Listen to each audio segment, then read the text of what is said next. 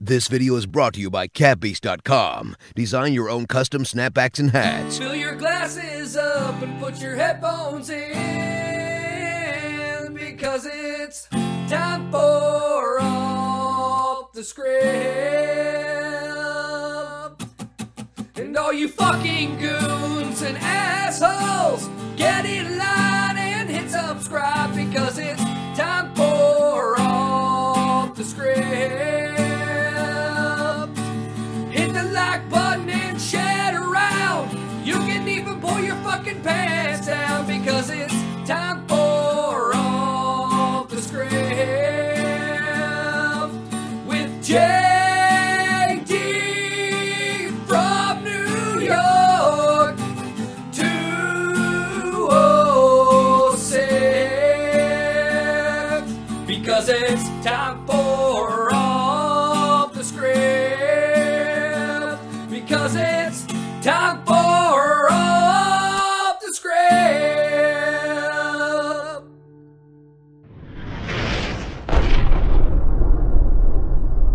I think if there's one thing coming out of this pay-per-view last night that we can all pretty much agree on, is that the name of the pay-per-view is absolutely fucking ridiculous. Even looking at this layout, man. Even looking at this layout, I'm looking at the name of the show, and it's fucking ridiculous. It really is. But even behind the ridiculousness of this pay-per-view's name, again, I think we can all agree that the show delivered. Now, it wasn't the greatest pay-per-view of the year, but for Monday Night Raw standards, I think this was the best Raw pay-per-view of 2017. This was the best Raw-branded pay-per-view of 2017. A lot of what happened on this show is going to make Monday Night Raw watchable. I think a lot of what happened on this show is going to make Monday Night Raw must-see. And it involves 4 individuals in Monday Night Raw's main event scene that we all genuinely want to see. And yes, I'm including Roman in that, because after last night, there's a lot of questions surrounding Roman as well, and why he did what he did. There's rumors going around, Meltzer's reporting that, you know, people are talking about a double turn between Roman and Braun Strowman. I don't think so. I doubt it. I don't think Vince McMahon has balls of fire to even go towards that direction.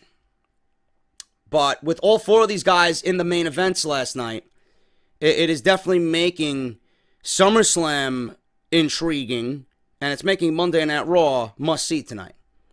And I can only hope WWE makes the right decision here. You guys know how I feel about the main event scene and what I pretty much want to see happen, because to me, nothing else makes sense. Nothing else makes sense right now.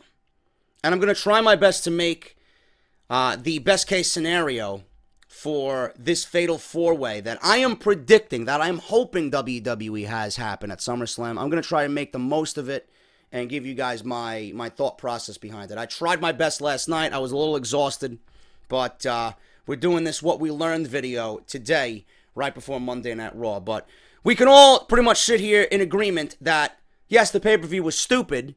The name of the pay-per-view was stupid, but the show itself delivered, because we got a lot of questions. We're gonna be wanting to see what happens on Monday Night Raw. This is gonna make SummerSlam, you know, feel all that much more important. And to me, that's all that we could ask for. You know, give me a reason to watch. Give me a reason to ponder and think. You know, get my brain working. WWE did all of that in one night, and to me, that's a success. So I was very pleased with the outcome of this pay-per-view, even in light of its silly name, which I reported on Off the Script. The name of this pay-per-view was conceived because somebody in creative said, "Great balls of fire." It made Vince McMahon laugh, and there you go. Now it's being rumored that this pay-per-view is going to be an annual thing. Go figure. If you're in WWE creative, just make the old man laugh. That's all you need to do. But thank you guys so much for watching the channel today, man. I am JD. If you guys missed the review last night, live on the channel right now, go and check it out if you got some time today. Thank you guys for over 1,000 likes in a span of 6 hours. You guys are fucking beast. Absolutely fucking beast. Pay-per-view review right now is nearing 25,000 views total and growing. So thank you to everybody. Once again, thank you to Jorel34 on Twitter for that lovely off the script sign that was seen prominently all through the pay-per-view last night. You are a fucking beast, sir. And he reiterated to me that he is a goon in the Dallas-Fort Worth area. So I got goons all over the place, man, that are going to represent this show. And I'm proud to have him as a member of Team JD. But we're going to go over everything, guys, here from Great Balls of Fire as we get ready for Monday Night Raw. Like I said, I'm going to make light of everything the best that I possibly can. I got some news articles as well on the original plan for Alexa Bliss and Sasha Banks and the outcome of that match last night, which was very good. I got news on the double turn, according to Meltzer, of Roman and Braun Strowman. And I got Brock Lesnar thoughts on his match with Samoa Joe last night, which are quite positive. And I can only hope, based on Brock Lesnar's feeling, that this is not a one and done with Samoa Joe. So we got all that right here on the channel. Thank you guys so much for everything. Follow me on Twitter at JDFROMNY206 and hit that subscribe button down below with that bell. Turn that bell on and make sure you guys have all notifications turned on. One important note that I want to make sure you guys know, if you want t-shirts from the Off the Script online store at barbershopwindow.com/offthescript, Pro Wrestling Tees did a huge favor for me. They have a sale going on today. Still, I believe it ends at noon. But if you guys want shirts from my online store, all you got to do is go to barbershopwindow.com/offthescript and use the coupon code JD17 at checkout, and you're going to save 20% off everything that I have on my online store, man. There's 9 beautiful designs on the shop. Make sure you guys go and check it out. If you guys want some good shit for SummerSlam, if you guys want to look good for SummerSlam, Off the Script's got you covered. JD17 at checkout on barbershopwindow.com/offthescript, man. Make sure you guys do that. And thank you to everybody that has taken advantage of that so far. So thank you guys so very much. Moving on here, man. Let's talk about this Brock Lesnar survives Samoa Joe. And I use that term, survives, because that's exactly what it was. Okay? Now, I do have issues here. I do have problems. Obviously, we talked about the 1F5 and pinned clean situation last night. That was the outcome. Brock Lesnar, 1F5, pinned Samoa Joe clean after he was in the clutches of the Coquina Clutch, right? This was a dream match of sorts, and the dream match only got 7 minutes. I made mention of this last night on the review. I don't know how you guys feel about this, but Brock Lesnar, to me, after every time I see Brock Lesnar come out and wrestle somebody, whether he's the champion or not, or if it's just a big marquee match, including Brock Lesnar, it's ultimately disappointing because it's the same fucking shit. Now, I don't know if this is the way WWE is purposely booking Brock Lesnar. I don't know if Brock Lesnar is being held back. I don't know if there's any other reason. Maybe Brock Lesnar just can't get it done in the ring, and WWE is concealing how bad he really is in the ring right now by just having him go out there and execute suplexes and F5s and then just call it a day. I don't know what the reason is, man, but Brock Lesnar is a former UFC champion. This guy's a former amateur fucking collegiate wrestler. There's no reason why Brock Lesnar can't give us a dream match that is able to live up to the moniker of dream match. This was a dream match for a lot of people. This is something that I've waited years to see. Brock Lesnar and Samoa Joe. Two men who have similar statures. Two men who have similar personalities. Similar characters on WWE television. Two fucking bulls colliding in the main event for Monday Night Raw's biggest prize. And we only get 7 minutes? We only get 7 minutes. So right from that, I have an issue. Because of the way WWE is lazily booking Brock Lesnar. It's downright laziness. The guy's capable of so much more, and we get fucking 7 minutes. I don't like that. And I wish we would see more out of Brock Lesnar in those types of big match situations. Now, the match started with a Uranagi through the table, cheap-shotting Brock Lesnar from behind before the bell even rang. You know, the visuals of Brock Lesnar laughing because Samoa Joe just took it upon himself to just get the one-up on Brock Lesnar. That was all great. That was all great. But quickly, all of that hunger from Joe and the laughing and the maniacal smiling of Brock Lesnar because he didn't anticipate that from Samoa Joe, that was all great. And then we get suplex.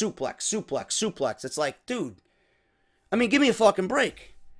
You got so much more in your arsenal, and that's what you decide to do. I understand you got to sell t-shirts, and I understand the whole fucking Suplex City thing, and people love counting along with how many German suplexes he does in one wrestling match, but that's not what I want out of a world champion, man. Especially in a dream match with Samoa Joe, where I know you guys can have an all-out fucking war. But Joe took Lesnar to the brink of defeat. Joe had fingertips on the Universal Championship. Suplex, suplex, suplex. Joe survived the suplex onslaught of Brock Lesnar. Then Lesnar, had Joe against the ropes. Samoa Joe, the consummate professional and veteran that he is, grabs the referee and hugs the referee so that he doesn't see what he's about to do. A low blow to Brock Lesnar, which allows Joe to get the coquina clutch locked in full on Brock Lesnar. And Lesnar's face was turning purple, this and that. Next thing you know, there's one F5 and the match is over. That's it. People are outraged. People are like, Joe is buried. Joe is finished. Joe's one and done. WWE's moving on with Reigns and Lesnar, etc., etc. I heard it all. But what I seen was Joe looking strong. What I seen was Joe taking Brock Lesnar to the limit. And we don't really see Brock Lesnar taken to the limit by anybody at all. I mean, Goldberg didn't even take him to the limit. You blinked and that match was over. That was it. 60 seconds. Okay? This lasted more than 60 seconds. Lesnar at least put up a fight here.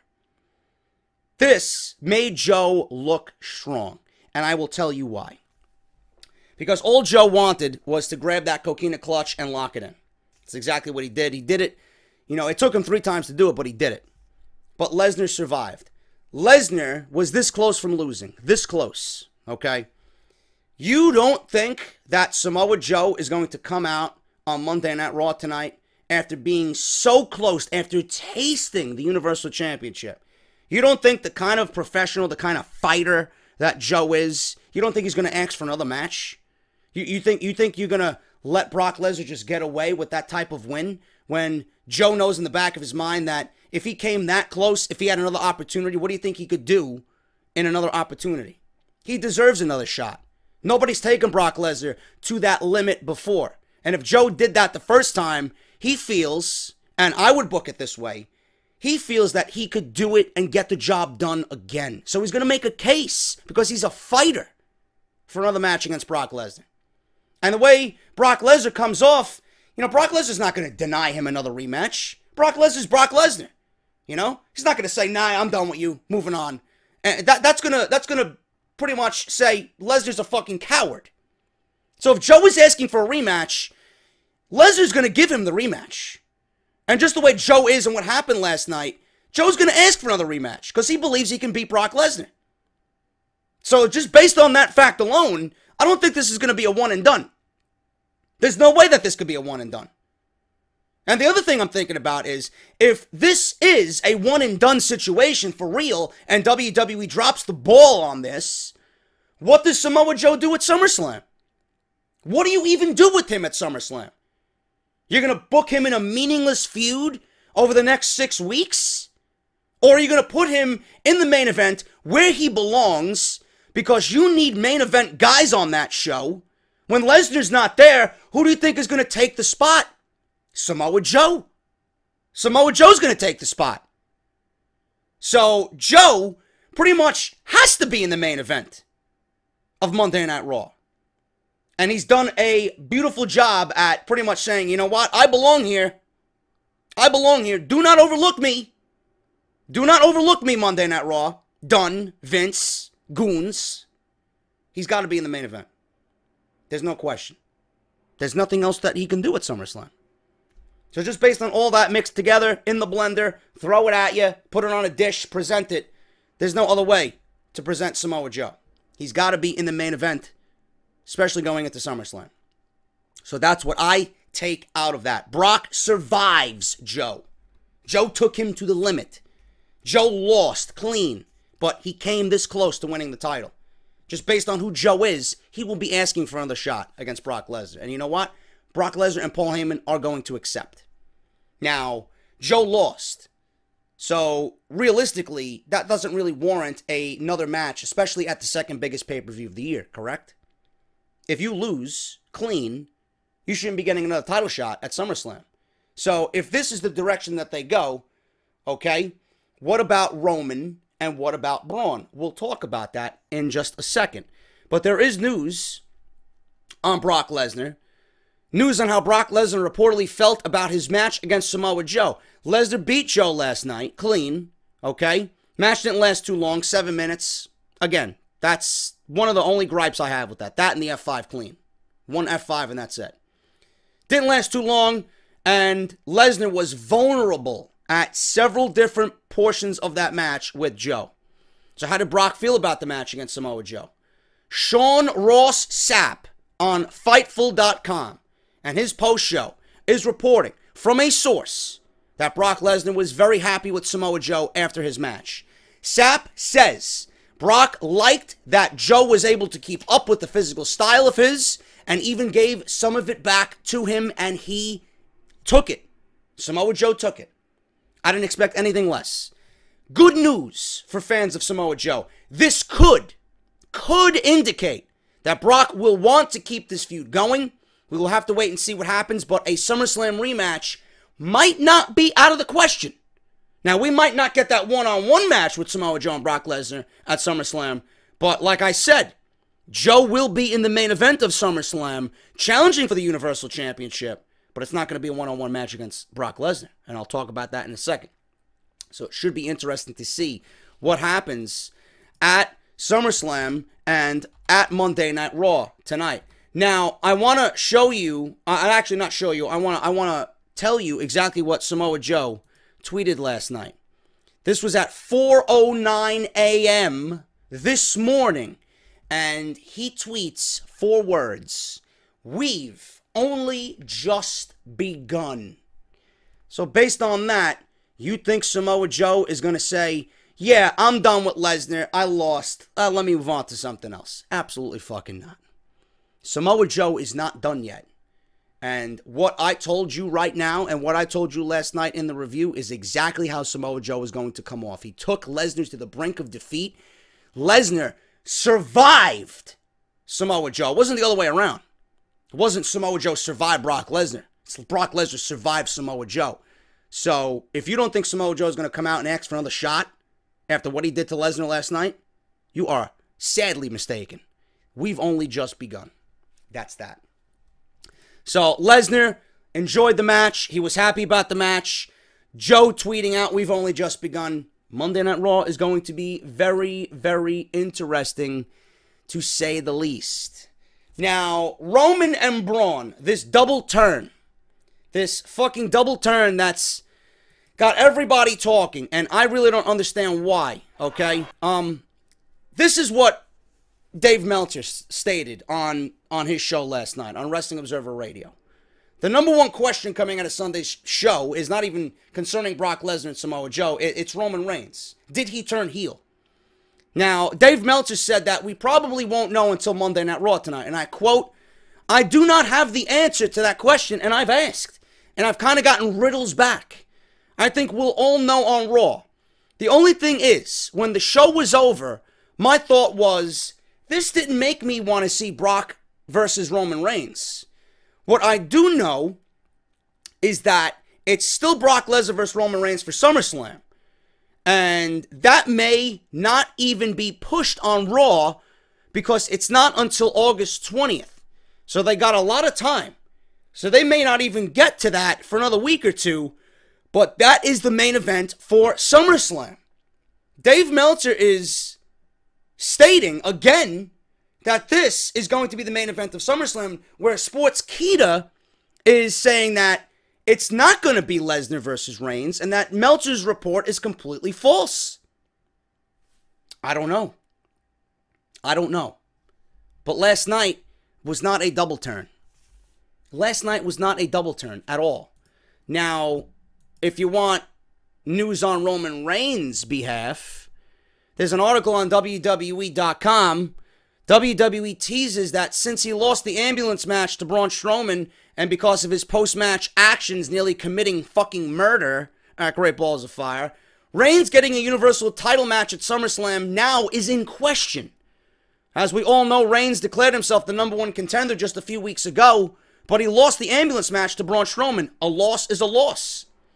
And I quote, "It would stand to some reason that Raw General Manager Kurt Angle would be ready to hold the guy accountable rather than reward him with a title match at SummerSlam." You know? I don't know what that means, but based on what was said there, why would Kurt Angle grant Roman Reigns any type of fucking main event match when he tried to nearly kill one of the show's biggest stars? Why would he grant anything to Roman Reigns after he put him through an ordeal, making him fucking lose control of the entire goddamn fucking pay-per-view, which I hope does not spawn a Stephanie sighting on Monday Night Raw tonight. My God. Please. Now watch Stephanie show up on Monday Night Raw tonight. My God. I might have just jinxed us all. Jesus Christ. Get the bleach ready. As soon as you hear that fucking music and you see Stephanie McMahon coming out, get the bleach ready. Please. On the rocks. With a dash of lime on the rim. Please. Anyway, this is what I see happening here. Roman is not turning heel. WWE does not have the balls of fire. Vince McMahon does not have the balls, period, to turn Roman heel. We've been talking about turning John Cena heel for how many fucking years? Close to a decade, right? Not happening. It's not happening. If they didn't do it with Cena, they are not going to do it with Reigns. They are content with what Reigns is right now on WWE television. As long as he's getting a reaction, that's all they give a fuck about. They love that polarizing aspect of Roman Reigns. People come to boo him. People come to cheer him. If people weren't coming at all, then changes would be made. But the fact that we're all giving Roman Reigns emotion and action and reaction, they're not going to change anything about it. They don't need to. They just put him out there. You do what you got to do in the audience. You're going to buy the fucking merchandise anyway. People are coming to give Roman Reigns a reaction. There's no reason to turn him into a full-fledged heel. It would make his character better. It would be a little bit more of an organic feeling. Yes! I still say turn him heel. But do you think WWE is going to do that? No. A heel Roman right now, a bad guy Roman, is the way to go. But WWE doesn't see it that way. As long as we're giving this guy reactions, nothing will change. Didn't change for Cena, it's not going to change for Reigns. So just get that out of your fucking head right now. Braun Strowman a babyface? No. Why is Braun Strowman a babyface? Because he walked away from a fucking ambulance crash, bleeding and limping on his own, because he refused medical attention? He refused Kurt Angle to be put on a gurney? No. Braun Strowman's being cheered because Braun Strowman is the type of guy who would walk away from fucking ambulance and medical help saying, listen, we gotta take you to the fucking hospital. No, I don't want any help. Go fuck yourself. I'm gonna fucking walk out of here on my own and drive back to my hotel room. I'll take care of myself. That's balls. As a superstar, and you see that as a fan, if you see that from one of the guys on Raw, or someone who's just been in a fucking war with Roman Reigns, and he walks away on his own, bleeding and limping, leaving a trail of blood everywhere, and he refuses fucking help, you're gonna think that guy's cool. So by default, he's gonna get a reaction anyway. A positive reaction. And mixed with nobody wants to see Roman Reigns, of course they're gonna give him a fucking reaction. Because he's still alive, he's still survived, right? People still have a hope that he's going to get his revenge on Roman Reigns after what Roman Reigns attempted last night with attempted murder, right? You're going to cheer Roman Reigns because that's fucking cool. That's badass. That doesn't make him a fucking babyface. Babyfaces and heels don't exist in WWE anymore. They don't. I'm not going to label anyone a babyface or a fucking heel. The only true babyface we have in the WWE right now is The Miz. Especially on Monday Night Raw. He's the only true babyface. People boo him, and people watch him to boo him. People watch The Miz to see him lose. Because that's how great he is. Bray Wyatt's a fucking heel. Bray Wyatt's got a babyface entrance. Bray Wyatt gets cheered, right? Even though he's a loser. Bray Wyatt's not a fucking heel. He's not. He may act like a heel, but he's not getting the reaction like a heel. It doesn't exist. It doesn't exist. Back in the day, yeah, there was clear-cut babyface and heel. In 2017, there is not. We just cheer who we like and we boo who we don't like. That's all it is. That's all it is. It's not the same as it was when we were younger watching this product. But Braun Strowman is not a babyface and Roman is not a heel. It's just the situation of last night's ambulance spot you got no choice but to fucking cheer Braun Strowman and boo Roman Reigns. But all because Roman tried to commit murder? No. If anything, it makes his character more badass. He'll do whatever he has to do to fucking eliminate one guy so he can get what he wants, which is ultimately a Universal Championship match. But it's not going to end up being that way because you're not going to grant somebody who tried to commit murder a championship match. In fact, he's going to be punished. What that punishment is, I don't know. So where do we sit? Where do we sit with Braun, Roman, Lesnar, and Joe? You guys know how I feel about Joe. Joe's going to ask for a rematch. Lesnar's going to say yes. But how can you, if you're a GM, grant Samoa Joe a rematch when he lost clean? You know? So based on that fact alone, Joe's going to want a rematch. Lesnar's going to give it to him. Roman wants a rematch. He took out Braun Strowman. He declared himself the #1 contender already, right? So Roman's now in that because of what he stated a couple weeks ago. And now he took out Braun Strowman. Braun Strowman, after what we seen last night, is not going to be able to compete, right? Now, Braun Strowman's got the fucking aspect of, listen, I just beat Roman Reigns. I beat him in an ambulance match. I beat the so-called #1 contender. Put me in a world title match. I want Lesnar. And Braun Strowman even came out before he even had surgery and said, I want Lesnar. So you got 4 guys there who have a claim at the World Championship. So what do? You're not going to make a one-on-one match. If anything, you put all 4 of these guys in the ring and you put them in the main event in a fatal 4-way. It makes sense. The story calls for it. There's so many movable parts here. If you piece them all together like a fucking easy puzzle, it makes sense. It makes sense. There's no double turn. The main event for SummerSlam isn't in question. It's right in WWE's face. Roman, Braun, Joe, Lesnar, fatal 4-way. You cannot get bigger than that this year. That is going to get people talking for weeks. What does WWE want to do? They want to make SummerSlam bigger than it's ever been. How do you do it? You take 4 of the most must-see guys on your show and you put them in one match for the Universal Championship. That's what you have to do. You want to add an elimination stipulation to it? By all means, have a blast. But the elimination stipulation might actually take away from some of these guys. You don't want to beat these guys. You don't want to have any of these guys take a pinfall loss. It's going to make them look weak. It's going to bring them a step down. If it's a fatal 4-way and one guy gets pinned, fine. The other guys don't have to be pinned. And at that point, in any situation, whether it's an elimination match or a just standard fatal 4-way, with one pinfall to a finish, Joe wins the title. Joe wins the title from Lesnar. Joe is the Universal Champion, takes it back to Raw. Lesnar, we don't see till the Royal Rumble. That's the way I do it. Roman and Braun double turn, not even in consideration. Roman nearly commits murder. Listen, it looked good. It was ridiculous. I don't understand why the people tried to use the jaws of life to get the fucking door open. All they had to do was move the ambulance, get in the driver's seat, and move the ambulance up a little bit, and then go from behind. Or even go into the fucking driver's side door and enter the ambulance through the back, or through the front to get to the back. You know? They made it so dramatic. They made it look so fucking illogical, but thankfully, it still looked like a great angle. You know? But Roman committing murder, I don't think that's going to turn him into a heel. It's just what he wants. Braun Strowman's been a thorn in his side. He knows Strowman's going to be a threat to getting what he ultimately wants. So he decided, let me take this guy out in the most violent way that I possibly can at this moment in time. That's exactly what he did. Doesn't make him a bad guy. It makes him a guy who wants the ultimate prize, the Universal Championship. But, you know, Roman is thinking one thing. Kurt Angle right now as a GM should be thinking the other. You just tried to commit murder on Braun Strowman. You ain't getting jack shit. But each one of those guys, Roman, Braun, and Joe, can stake a claim and make sense for getting another shot at the Universal Championship.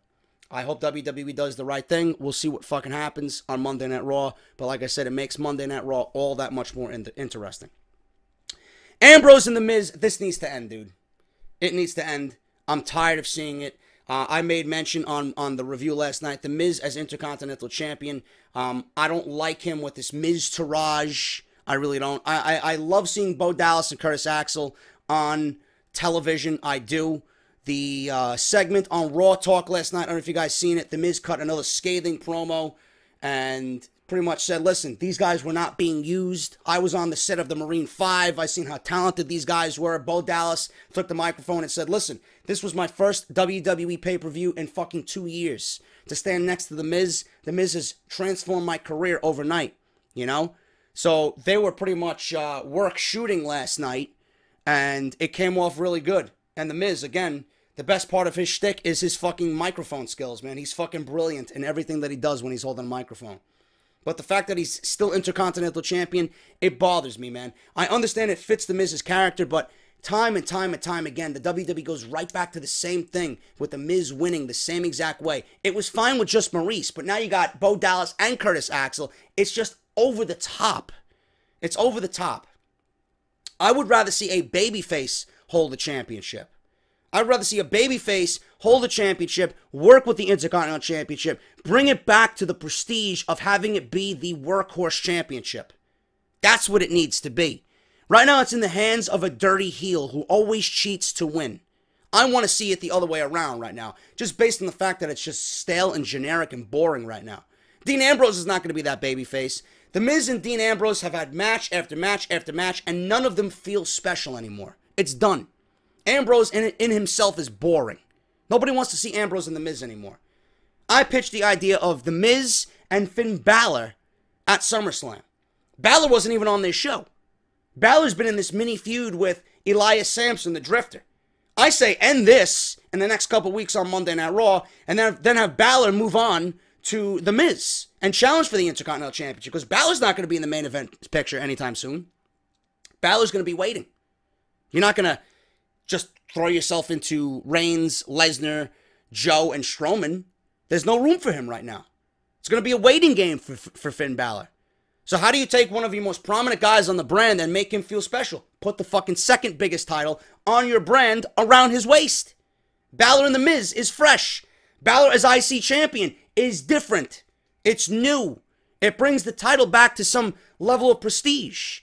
And the new matches that present itself with Finn Balor as Intercontinental Champion, Balor against Rollins, Balor against Reigns, Balor against Joe, Balor against Wyatt, presents itself. Can't say that with The Miz. How many baby faces right now that are in the mid-card do you have to go up against The Miz? Nobody but Dean Ambrose. And we're done with that. They got to move on from one another.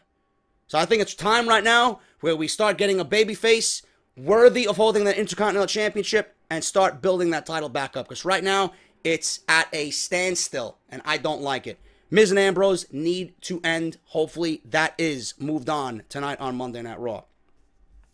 Sasha Banks and Alexa Bliss, man. This was a very, very good match. There was some news to come out of this match last night. The original plans for this match for the Women's Championship, Sasha defeated Alexa Bliss via countout at Great Balls of Fire, okay? A lot of people even shit on that ending, but it made sense. There was no other ending that made any sense whatsoever, you know? So everybody was bitching about the countout ending, but what do you expect from WWE?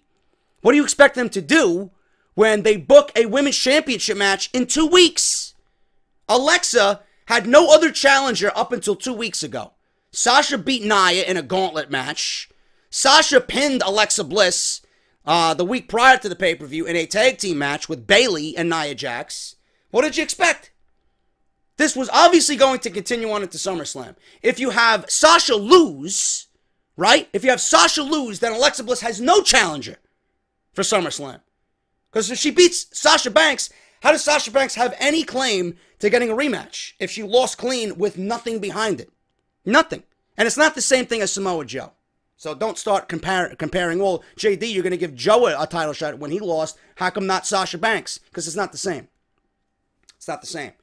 So Alexa Bliss won, or rather kept the title. Sasha won via countout, right? This prolongs the feud. Now we can set up a match where we can have some type of stipulation involved, false count anywhere, no disqualification, something along those lines. But the original plan was for Sasha Banks to lose clean. That was the original plan. For Alexa to beat Sasha Banks by pinfall clean. To go along with that, the betting odds for the match showed a huge shift just prior to the event, with Sasha becoming the heavy favorite. This suggests that Vince changed his mind at the last moment to keep the feud between Sasha and Alexa going. It was rumored several weeks ago that the likely direction for SummerSlam for the Raw Women's Championship was Alexa versus Nia Jax. Now things have become very interesting in the women's division. This is what I would do. I would give Sasha Banks and Alexa Bliss the stage at SummerSlam, falls count anywhere, no disqualification, with Sasha Banks winning. Okay? I would have Sasha Banks win the title in Brooklyn away from Alexa Bliss. That's a nice stage for that. Okay? From there, Nia, what do you do with Nia at SummerSlam? I say you keep Nia on the sidelines. You just have her wait a little bit longer. You have Nia versus Sasha as the heel babyface dynamic for the women's division moving forward after SummerSlam. You know, there's a time and a place for everybody. Right now is not the time and the place for Nia Jax. Right now, it's the time and the place for Sasha and Alexa. You gotta wait. Once Sasha wins that title, you book her against Nia Jax. The dynamic that they had in the gauntlet match was very good. I'd like to see it again. Who knows what we get? But I think that is where they go from SummerSlam. And then from there, I would have Sasha hold the title. I would have Sasha turn heel. And then you can start building Bayley up. Then you can start building Bayley up as, listen, Sasha, you changed. You know, you're the Raw Women's Champion, and our friendship is kind of deteriorated. You're not the same person anymore. Slowly but surely, Sasha starts turning heel. And Bayley is getting more and more frustrated. Bayley's been treated like shit, and Bayley can rise up and start building that aggression and start getting that anger out, you know? Because there's no better way to get that anger out, to just get rid of that little girl mentality bullshit. Get that anger out. Your best friend just fucking stabbed you in the back. Your best friend's turning her back on you. You want to give her the lesson of a lifetime, you know? And that's when you start building Sasha up as a heel and building Bayley up as this overcoming babyface that we all know that she could be. Very reminiscent of what we've seen in NXT. And you build towards Bayley and Sasha at WrestleMania 34 in New Orleans with Bayley overcoming Sasha for the World Championship or the Women's Championship. That's what I would do. It's very simple. It's very simple. Sasha beats Alexa at SummerSlam. Sasha versus Nia. And then she moves on to something else. Maybe Asuka comes in. I don't know. But it all leads to Bayley and Sasha at WrestleMania. That's what I would do. Let me know what you guys think about that. The tag team division is very, very, very weak. It's thin right now on Monday Night Raw. And this is something that I've made mention of several times. We got no teams on Monday Night Raw. No teams. After last night and that 30-minute Iron Man match, Sheamus and Cesaro retained the title, right? Or retained the titles. They beat the Hardys. Right now, we got Rhino and Slater, nobodies. We got the Club, who are just on the back burner, heels, by the way. Nobody gives a shit about them. And then you got the Revival. So you got one babyface team that's done nothing, and then you got two heel teams, and then you got Sheamus and Cesaro and the Hardys. The Hardys lost, okay? They lost. There's no more opportunities for the Hardys. So what do you do? What do you do? They busted open Matt Hardy last night. Matt Hardy was bleeding. Matt Hardy's been teasing the Great War is almost over, right? Maybe the Broken Hardys come in. But how are the Hardys going to beat... How are the Hardys going to beat Sheamus and Cesaro now in their current state? They can't. They can't. This form of the Hardys is not going to get it done. Maybe. Now, I might be going out on a limb here. I might be stretching here. But the Hardys might have to be in a different place to beat Sheamus and Cesaro. Maybe they do have to become broken. That's the only way to beat these guys. And with what we seen last night and the loss and the blood and the cut above Matt's eye, maybe that's where they go. I have no idea. But it certainly makes for a good story. It certainly makes for a good story. And the most important thing out of all this, right, is Sheamus and Cesaro are champions. So as of right now, as of today, they are going to be champions going into SummerSlam. Because there's no other pay-per-view unless they have a random title match on Monday Night Raw. Who else is in that division to challenge for the tag team championships? There's no other babyface team. You're not going to book the Revival against Sheamus and Cesaro. You could, but I don't see people caring about it with two heel teams, especially with the Revival who really haven't been featured at all. You're not going to do the Club versus Sheamus and Cesaro. Nobody's going to give a fuck about that. You want the most bang for your buck here. And the biggest tag team match that you can do at SummerSlam is the Hardys versus the Revival. The Hardys are going to win the title. Between now and SummerSlam, the Hardys will win the tag team titles. And the Hardys will defend against the Revival. The Revival is going to be that next team to take that step up the ladder and challenge for the tag team championships. There's nothing else that makes sense. There's absolutely nothing else that makes sense. But the tag team division is very, very thin and things need to change. But the Broken Hardys, this is probably the best opportunity that WWE's had to introduce them. And I hope that things are coming to a conclusion with this lawsuit with Anthem Sports and the Hardys and Rebby. I hope so. Because the Hardys right now losing steam. The nostalgia act is wearing thin. You know, I want to see the Broken Universe. I want to see Delete, Delete, Delete. I want to see Wonderful. I want to see Exhilarating. I want to see Matt Hardy with the gimmick and everything. I want to see it. I want to see him with the broken accent. I can't stand hearing Matt Hardy without the broken accent, man. It's boring. It's done. The nostalgia act is worn thin. WrestleMania was in April. We're heading towards SummerSlam right now. It's time for a change. And a change is definitely needed for both the Hardys. Bray Wyatt's not dead. He gets a rare victory on pay-per-view last night. Why? I don't know. Seth Rollins is the WWE 2K18 cover star. He even came out today and announced that 2K18 is on the Nintendo Switch, which is great. So I might be buying the game for 2 systems. But Bray Wyatt got a win last night. And the only reason why I can even think of him getting a win is because they want to keep him kind of floating around the mid-card. Because the more names you got on the mid-card, the better. So he beat Seth Rollins. He beat the hot Seth Rollins, who's got a ton of momentum behind him, right? But realistically, what is it going to do for Bray Wyatt? Nothing. We all know it's going to do nothing. But they gave him a victory anyway. You know? Seth Rollins is the one who needed the victory more. To me, he had all this momentum underneath him. He's probably going to get a future title shot. He's going to be propelled up the ladder further than Bray Wyatt. Why did Bray Wyatt win? The only thing I can think of is that WWE wants to keep him around the main event scene. But in the realistic aspect of it, it's not going to do anything for Bray Wyatt. So he's not dead yet, but they gave him a win just because. They want to keep him there. And the more big names you got at the top of the card, the better. Maybe they're setting Bray Wyatt up for another feud. Maybe in the meantime, Roman and Bray can kind of relive their feud while Bray is feuding with Rollins. I don't know. I have no fucking idea. Really made no sense to me, but Bray's not dead yet. Neville and the Cruiserweights. Neville ain't going to be beat, bro. Neville ain't going to be beat. There's nobody in that division that is even believable right now to defeat Neville. Akira Tozawa lost last night because Neville is that damn good.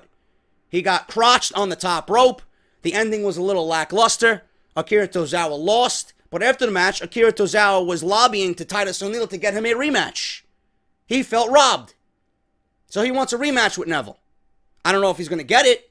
But if he does, I don't see him beating Neville, right? But if I'm the general manager, and I'm the general manager of Monday Night Raw, and I see that Neville has slayed everybody, and you're coming up on your second biggest pay-per-view of the year, I would take everybody that Neville has beaten, and I would put them all in one match. You want to make SummerSlam the biggest fucking pay-per-view of the year, or for the summer at least? You want to give us something of importance with the Cruiserweights? Neville, Akira Tozawa, TJP, you got Rich Swann, Cedric Alexander, and Jack Gallagher. 6 men. 6 men that Neville has defeated over the past couple of months, right? You put them in one match. You hang the belt from a rope from atop the ring. You put a ladder in there, and you have these guys go at it in a 6-man ladder match for the Cruiserweight Championship. Not only would that make the Cruiserweight Championship must-see at the show, it'll bring importance to the title, and it'll finally give Neville something of a challenging pay-per-view to defend that title in. Can he survive the ladder match? Will he walk out of here the new Cruiserweight Champion? Or still the Cruiserweight Champion? Or will we see a new Cruiserweight Champion? That's what I would do. That's my pitched idea for SummerSlam. I hope we get it. You know? I don't see how...